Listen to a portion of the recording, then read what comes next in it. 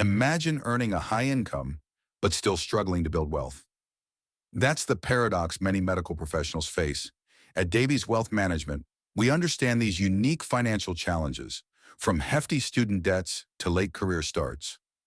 Doctors often begin earning in their 30s, missing out on years of compound interest that peers in other fields enjoy. With long hours and demanding schedules, financial planning often takes a back seat, leading to missed opportunities. Our guide offers tailored strategies to navigate these hurdles. We recommend balancing debt repayment with wealth building by allocating 20–30% of income to loans and 15–20% to investments. Diversifying portfolios with index funds, healthcare stocks, and real estate can maximize returns. Tax-advantaged accounts are crucial for high earners, and real estate investments near medical centers can offer passive income. Protecting income with disability insurance and building an emergency fund are vital steps.